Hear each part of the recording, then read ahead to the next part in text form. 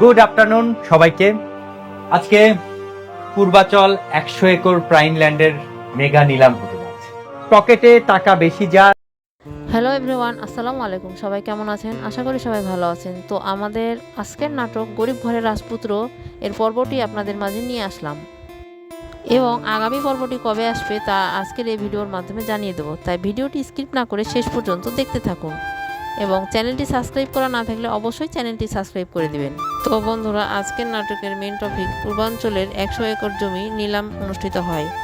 অনিক এবং সালিমা গ্রুপ একে অপরকে টেক্কা দিতে থাকে। তবে সবাইকে অবাক করে দিল সাব্বির রহমান 15,000 কোটি টাকার বিশাল ডাক দিয়ে জমিটি কিনে নেয়, যা অনিক মেনে নিতে পারে না।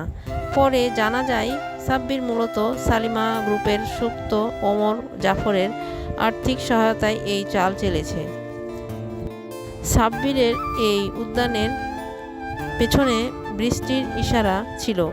এই নিয়ে অনিক ও বৃষ্টির মধ্যে প্রচণ্ড ঝগড়া হয়। বৃষ্টি জানায় সে সালিমা গ্রুপের ধ্বংস করে দিবে, অনিককে পেতে চায়। সম্পর্কের কোনো সম্মান না থাকায় অনিক বাড়ি থেকে চলে যায় এবং মেঘলার বস্তির বাড়িতে আশ্রয় নেয়। এদিকে মেঘলাকে দুনিয়া থেকে সরিয়ে দেওয়ার জন্য তার উপর দূর থেকে গুলি চালানো হয়। অনেক ঘটনাস্থলে আশেপাশে সাব্বিরকে দেখতে পায়, তাকে দোষী মনে করে। রাগ অনেক বৃষ্টির বাড়িতে গিয়ে মেঘলাকে খুন করার চেষ্টার জন্য বৃষ্টি ও সাব্বিরকে চরম হুঁশিয়ারি দেয়। নাটকটি একটি চরম রহস্য উত্তেজনার মধ্য দিয়ে শেষ হয়।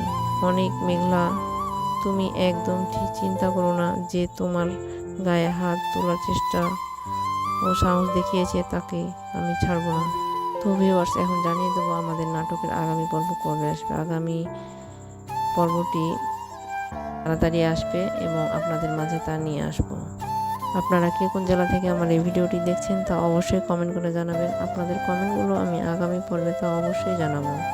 বন্ধুরা, দেখা হবে আবার নতুন কোনো ভিডিও, নতুন কোনো নাটকের আপডেট নিয়ে। সে পর্যন্ত ভালো থাকবেন। ধন্যবাদ সবাইকে।